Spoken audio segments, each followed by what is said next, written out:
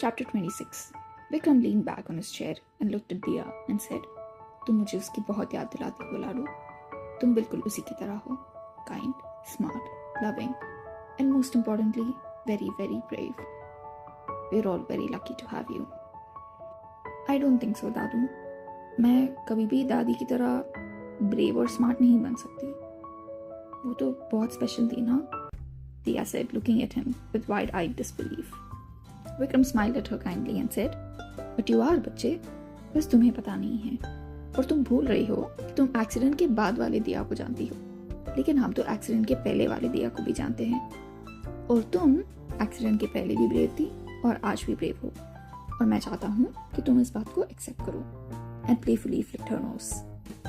वैसे तो माँ और चाची ने दादी के बारे में मुझे बहुत कुछ बताया है, लेकिन आप दोनों की लव स्टोरी के बारे में मुझे कुछ नहीं पता. बताइए ना, कैसे मिले आप दादी को? Diya asked with a goofy smile on her face, which made Vikram laugh with a twinkle in his eyes. Vikram smiled at her and said, मैं तो अपनी लव स्टोरी बताऊंगा, लेकिन तुम मुझे अपनी लव स्टोरी कब बताओगी? एक्सीडेंट के पहले वाली नहीं, एक्सीडेंट के बाद वाली. हाँ दादू, ये तो चीटिंग है. आप ऐसे कैसे बात घुमा सकते हो? Not fair. Diya sputtered with embarrassment.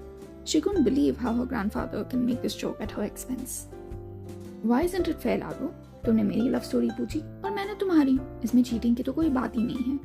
और मुझे मेरी लव स्टोरी बताने में कोई प्रॉब्लम नहीं है, लेकिन बदले में मुझे तुम्हारी लव स्टोरी भी जाननी है. इसमें तो कुछ अनफेयर नहीं है ना? Vikram said, smiling at her with eyes dancing with mirth. Before she could say anything, the rest of the family filed in, and one look at the both of them, they realized that Vikram was pulling Diya's leg about something. क्या हुआ भाई? दिया, तुम्हारा चेहरा इतना लाल क्यों हो गया है? पापा, क्या कहा आपने इसे? Ashok asked his father, knowing full well that his father is the biggest mischief maker in this house. Even Varun looks like a child in front of him.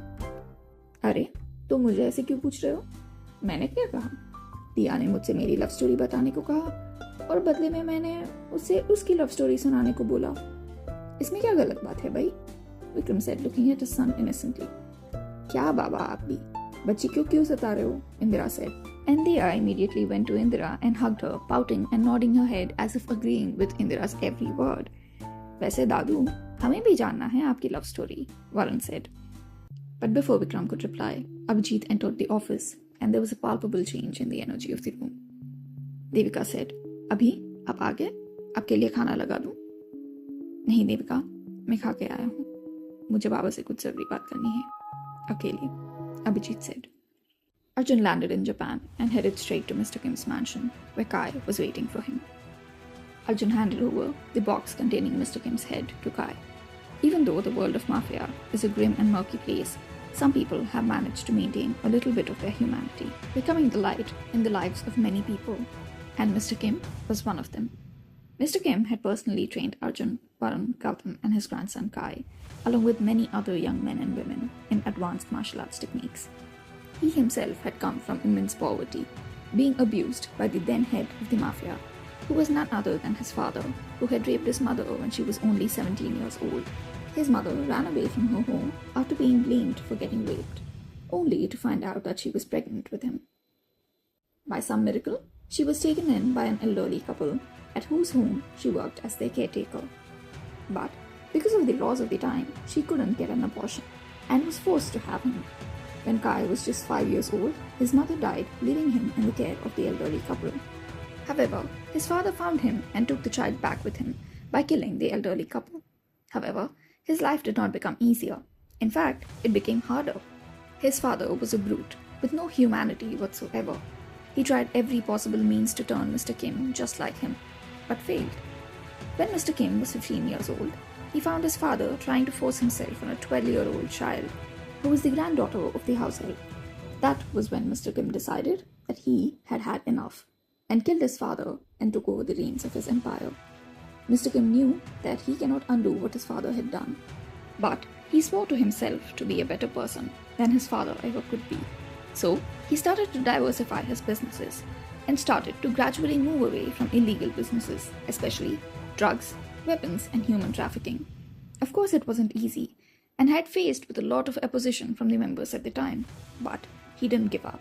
He gradually amassed power and built an empire based on kindness and trust, and anyone that strayed from the rules he set were met with immense cruelty. He took in a lot of orphans and educated and trained them. Many went on to work in his own legitimate empires, while others became his army. He gave them life when they had none. Had they been left on the streets, many of them would have probably died, or would have become the very monsters that they had been abused by. It would have been worse for women, as it is everywhere. He created a vast network of spies and informants all over the world and done a great deal of good to a lot of people. He was a great man, imperfect, but great nonetheless. For him, Mr. Kim wasn't just another mafia lord, but also his master, not only in martial arts, but also in life, and his loss filled him with a lot of anger and rage. He was itching to find his killer and avenge his death. He was planning something really sweet for when he finds him. After all, he was his brother, his cousin, and itni khatirdari to banti hai. Well, we've come to the end of this chapter, ladies and gentlemen. I hope you all enjoyed it. Please leave your feedback in the comment section below.